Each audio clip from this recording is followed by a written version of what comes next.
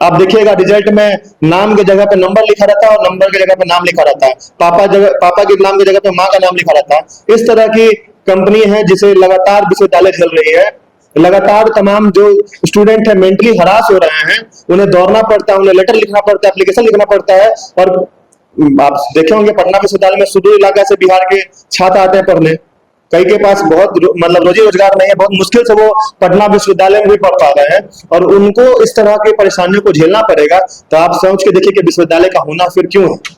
इसके खिलाफ क्या कार्रवाई? देखिए इसके खिलाफ लगातार हम लड़ते आए हैं और मैं आगे भी लड़ता हूँ। देखिए सवाल ही कर सकते हैं, मेरे हाथ में सत्ता नहीं है। आप भी जानते मैं विपक्षी पार्टी से आता हूँ तो लोग उस तरह से भी देखते हैं, क्योंकि सब सत्ता के दलाल होते हैं। खैर मैं अपना काम करूंगा क्योंकि मुझे स्टूडेंट ने मैंडेट दिया है और मैं मैंडेट का इज्जत करता हूं, और लगातार मैं अपने गोल पे अग्रसित हूं। और मैं कल से फिर विश्वविद्यालय जा रहा हूं, और तमाम छात्र जिनको भी प्रॉब्लम होगा वो मेरे पास अभी भी आ रहे थे और आगे आएंगे। मैं उनका प्रॉब्लम का निवारण अपने जितना मैं हो पाएगा मैं करने जा रहा हूँ। छात्रों से कम जी जी बिल्कुल। अभी तो थोड़ा सा गर्मी छुट्टी भी है, लेकिन लगातार जितने भी छात्र अभी उपस्थित हो पा रहे विश्वविद्यालय में, मैं कल जाके सबसे मिलने का काम करूंगा। और तमाम लोग जो एडमिनिस्ट्रेशन में बैठे हैं, मैं उनसे भी मिलके आगे किस तरह से रणनीति करके विश्वविद्यालय को अच्छा किया जाए, मैं उस पर काम करने जा रहा हूँ।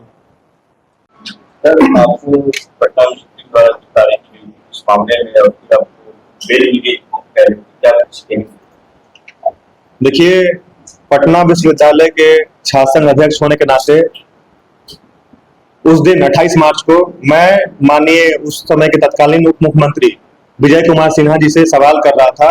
सवाल ये कर रहा था कि जब पटना विश्वविद्यालय में आप इतने बड़ी बिल्डिंग का इनोवेशन दिखाने आए हैं पूरे भारत को और बिहार को, तो कहीं ना कहीं इसकी जर्जर व्यवस्था को भी दिखाई और बताई जाए।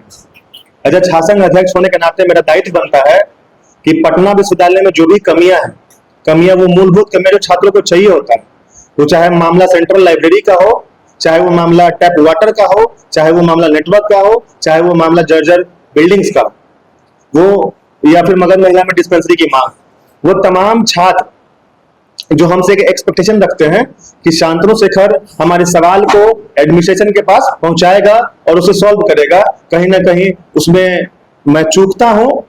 और इस चूकने का कारण है पटना पुलिस प्रशासन, बिहार सरकार, और वो तमाम लोग वो जो नहीं चाहते हैं कि मैं विश्वविद्यालय के हित में अच्छा काम को कर पाऊं। इसके लिए उन्होंने मुझ पर फर्जी मुकदमा 28 मार्च को किया। पटना पुलिस प्रशासन द्वारा मुझ पर फर्जी मुकदमा किया गया। उसमें कोई गलतियां नहीं थी। उसमें कहा गया कि शांतनु शेखर ने गो बैक का नारा लगाया, शांतनु शेखर ने पुलिस के साथ हाथापाई की। अगर किसी के पास एक भी प्रूफ हो कि मैंने ऐसा किया है तो मैं सजा काटने के लिए तैयार हूं, मुझे जेल भेजा जाए, और जितना मुकदमा करना है बिहार सरकार को और पटना पुलिस प्रशासन को वो करने के लिए स्वतंत्र है। कई तरीके पर आप पे आरोप लगाए जा रहे हैं। देखिए आरोप प्रत्यारोप लगते रहते हैं।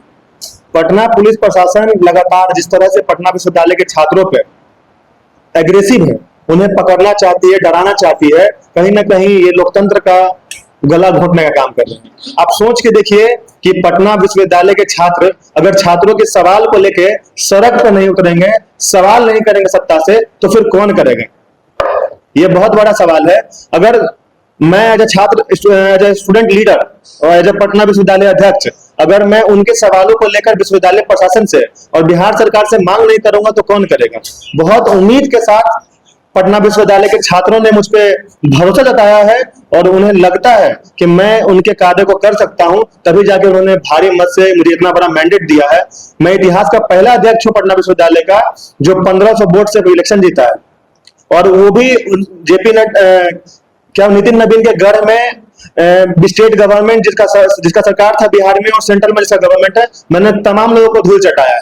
आप सोच कहीं शायद ये भी द्वेष हो लोगों के मन में, मुझे पता नहीं, लेकिन मैं एक बात स्पष्ट रूप से कहना चाहता हूं कि मैं छात्र नेता हूं और पटना विश्वविद्यालय के तमाम छात्र, चाहे वो किसी भी व्यक्ति विशेष या पार्टी संगठन से जुड़े हों, वो सब मेरे लिए एक है।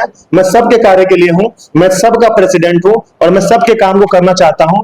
लेकिन कहीं ना कहीं बिहार सरकार और पटना पुलिस प्रशासन और प्रशासनिक लोग जो विश्वविद्यालय में है, उनका साथ नहीं मिल रहा है। अगर साथ मिलता तो आज जो भी वादे हमने एज ए छात्र संघ अध्यक्ष जब मैं चुनाव लड़ा था तो मैंने किए थे छात्रों से, मैं उसे पूरा कर रहा होता। अगर आज ये 1 महीना बर्बाद नहीं होता तो मैं कुछ ना कुछ काम करके अपने छात्रों का विश्वास को और मजबूत कर रहा होता। ऐसे कई मुद्दे हैं पटना विश्वविद्यालय में जो अभी पूरे स्तर पर अभी पूरा नहीं किया गया है। देखिए मैं बताता हूँ, पटना विश्वविद्यालय में कई कॉलेजेस। सबसे पहले तो आप देखिए मगध महिला कॉलेज, उसके बगल में एक प्राइवेट क्रिश्चियन कॉलेज है या फिर स्कूल है या फिर कॉलेज है, सेंट जेवियर्स करके कुछ ऐसे करके गानेदान में, है ना। आप सोच के देखिए वहां पे फुट ओवर ब्रिज है उन छात्रों के लिए। क्यों पता है? क्योंकि वो कॉर्पोरेट के बच्चे होते हैं। और जो मगध महिला कॉलेज है जहां पे लड़कियां असुरक्षित है, लगातार हम लोग तमाम 5-6 सालों से फुट ओवर ब्रिज का मांग कर रहे हैं तो उन्हें नहीं दिया जा रहा। ये सबसे बड़ी लूपहोल है विश्वविद्यालय में।